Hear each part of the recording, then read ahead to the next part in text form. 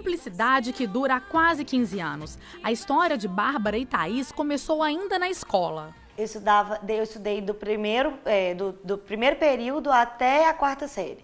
Aí minha mãe foi para Lagoinha e falou que me perguntou se eu queria trocar de escola, se eu queria ir para o colégio cristão.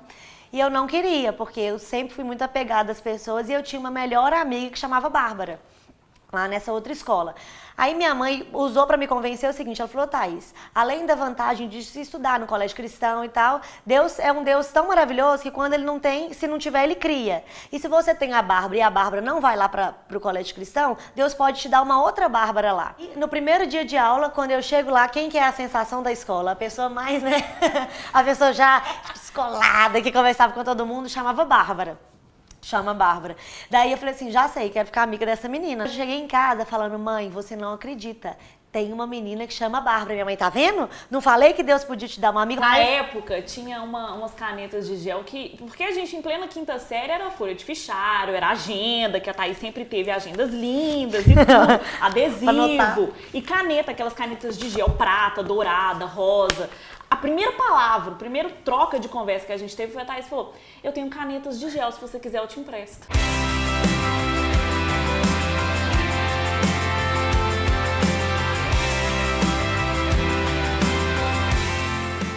Nesse primeiro ano já foi um ano muito intenso, porque no primeiro ano de aula, pensa, a Bárbara sempre estudou no colégio cristão, todo mundo conhecia ela, a família, e no primeiro ano o primeiro trabalho em grupo que a gente teve que fazer foi uma invenção maluca.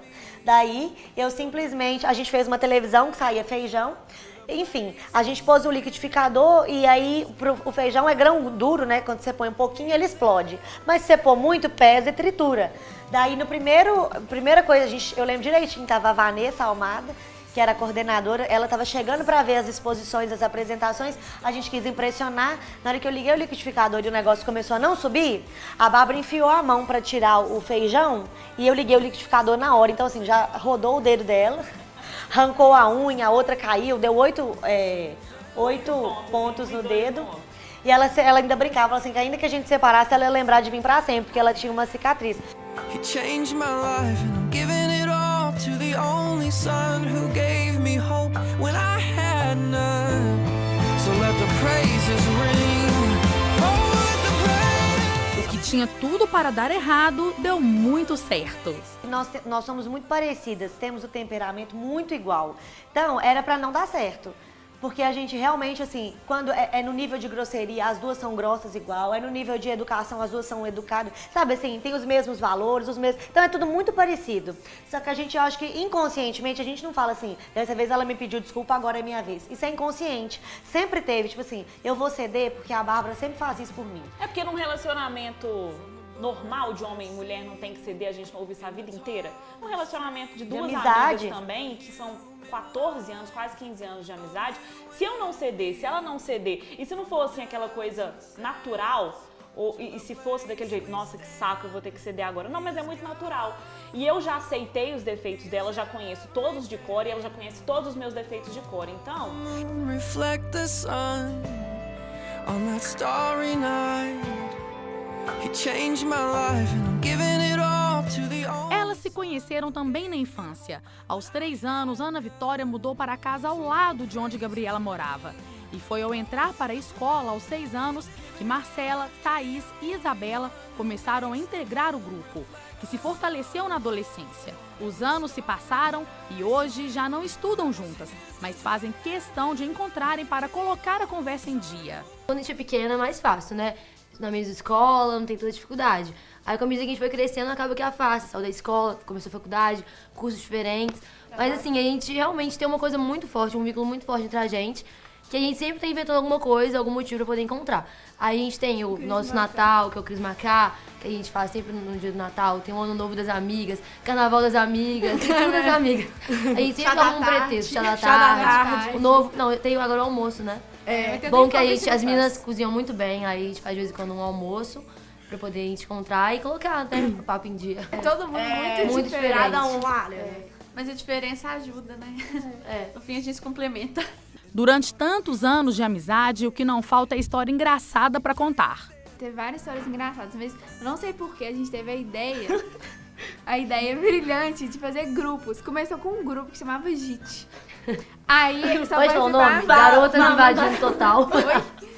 Era as 3 e a outra não tava aqui. Aí a gente saiu e aí elas foram mandar mensagem uma pra outra perguntando se eu podia entrar. Aí tudo bem, eu entrei. Aí não deixaram a Tô entrar. Não deixaram entrar no Ela grupo. não combinava com o Aí grupo. criaram outro grupo. Aí depois a gente criou um outro grupo e a gente fez um moletom do grupo com as iniciais. As iniciais.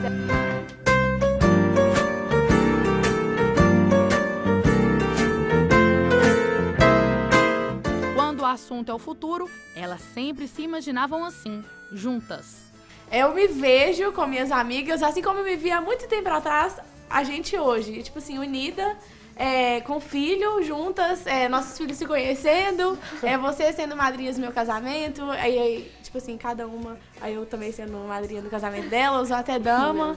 E eu quero muito que essa amizade continue, assim, do jeito que tá, até, se Deus quiser, até a nossa velhice, né?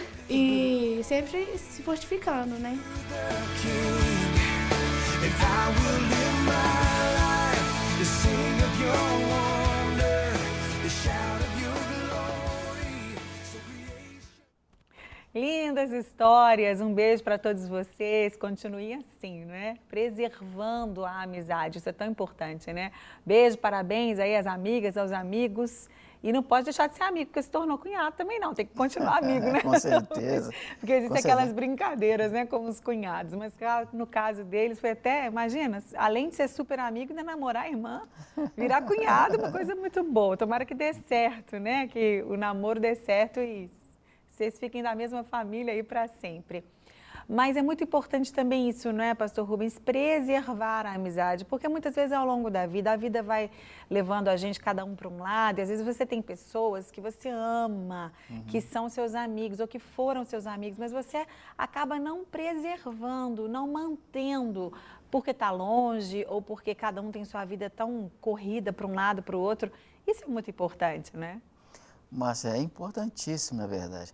E uma coisa curiosa dessas histórias, pelo que eu pude entender, perceber, é que todas elas envolvem um tempo. Essa ideia da amizade que vai se constituindo ao longo do tempo é aquela que gera, isso que eu mencionei anteriormente, sabe?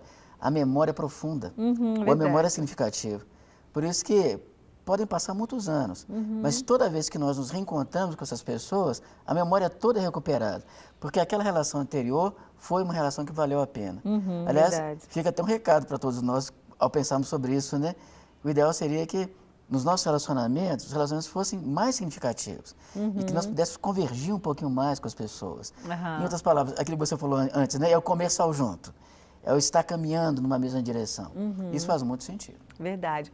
Infelizmente, nosso tempo está acabando. Eu queria ficar aqui o programa inteiro conversando com o pastor Rubens, principalmente sobre esse assunto tão interessante. Tem alguma história que o senhor lembre lá do colégio, ao longo de... Quantos anos o senhor está lá já? Ai, Márcia, 30... Por falar em tempo. Olha, esse ano completam 31 anos. 31 anos. Não vai nem querer sair de lá, nem querer aposentar, né? Mas você, com certeza, acompanhou ao longo desses anos muitas histórias de amizades, né? De colegas que se tornaram amigos, professores que estão juntos há tanto tempo. Tem alguma coisa que você lembre aí, que você queira comentar com a gente? E já vou emendar uma outra coisa enquanto você pensa aí. Algumas pessoas que estão assistindo a gente nesse momento, porque a gente ouve isso muito das pessoas, talvez você também como profissional, como pastor, como ser humano, escute também muitas pessoas reclamando que estão sozinhas. Olha, eu não tenho amigos. Amigo verdadeiro a gente conta nos dedos mesmo, ninguém tem muito, a Bíblia diz, né? Amigo mais chegado que irmão, não são muitos, amigos de verdade mesmo, ninguém enche às vezes as duas mãos, né? Não conta as duas mãos, pessoas... dessas características todas que a gente falou aqui ao longo da nossa conversa.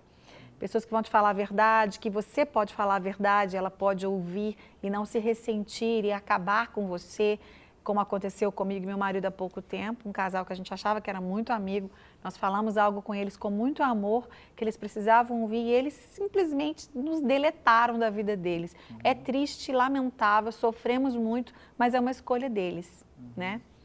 E muitas pessoas reclamam que estão sozinhas, que não têm amigos. O que essas pessoas têm que fazer?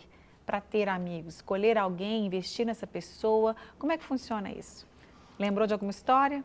Na verdade, eu lembro de muitas histórias, né? Se você me permitir, eu queria contar uma história que eu mesmo vivi algum tempo atrás. Claro. Houve uma época que eu era o capelão responsável pelas assembleias dos alunos do ensino médio. Assembleia é uma espécie de culto, um momento de reflexão, né? Você acompanha isso durante muitos anos, né? Eu me lembro que uma ocasião, um aluno me procurou, um aluno do 2º ano do ensino médio, muito tímido, e após um momento de reflexão, ele me fez uma pergunta sobre uma pesquisa que ele estava fazendo e um personagem que ele não conhecia e que estava conhecendo naquela hora, um filósofo chamado Plekhanov. Me perguntou a respeito. Eu falei, olha, realmente esse aí eu não conheço, não. Eu também não então, conheço. nunca ouvi falar. Mas eu vou fazer o seguinte, eu vou procurar saber e depois a gente conversa. E disso surgiu um relacionamento, sabe, Márcia? Depois esse menino se formou, foi embora pela vida. Muitos anos depois, eu já, uma pessoa bem mais madura, voltei à escola para estudar, eu fui fazer o meu mestrado em psicologia lá no FMG. Aí um dia eu estava sentado numa mesinha na hora do café, com um professor meu e alguns colegas. Não é que, de repente, me passa um moço no meio das cadeiras ali do restaurante ali da Fafiche. Esse moço, nessa ocasião um pouco barbudo, um pouco gordo, ele deu um grito lá no meio do... Pastor Rubens! Eu falei, Jesus Cristo, identificado aqui. E aí, nós nos assentamos assim um pouco numa outra mesa, e aí é que eu reconheci que ele era o Marcelo, aquele moço com quem eu pude conversar naquela época e que surgiu uma espécie de vínculo, de um modo ou de outro. Sabe uma coisa, Márcia? Aquele moço, ele estava voltando da França como doutor em História para ser professor do doutorado do curso de História do FMG e me encontrou lá aquele que ele considerava um velho professor, ainda um passo atrás, tentando aprender, gastando muito fio de cabelo, com um mestrado muito difícil. Gastou bastante, né? Gastou bastante fio de cabelo. A realidade concreta que mostra isso. Mas que lindo, Mas ficou algo na alma daquele Com moço, certeza. sabe?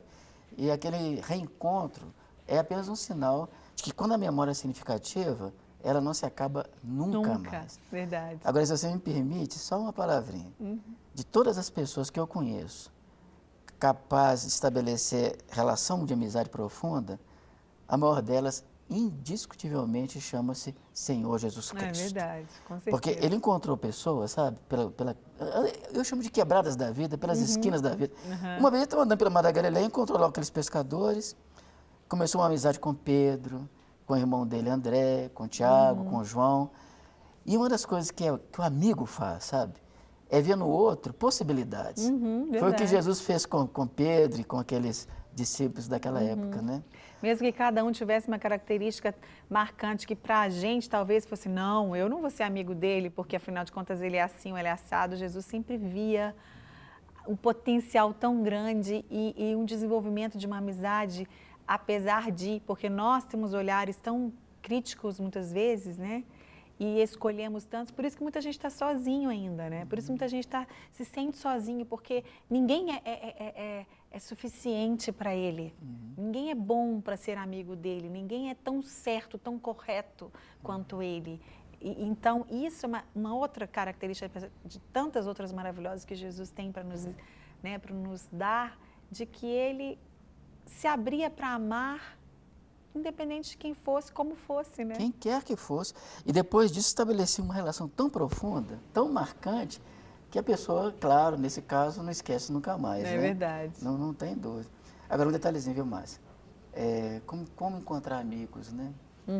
Olha, é claro que a gente tem que interagir com as pessoas, mas é preciso ter um coração aberto. É verdade. É preciso estar disponível para isso. É verdade. Quando nós nos colocamos disponíveis, muito provavelmente alguma coisa boa vai acontecer.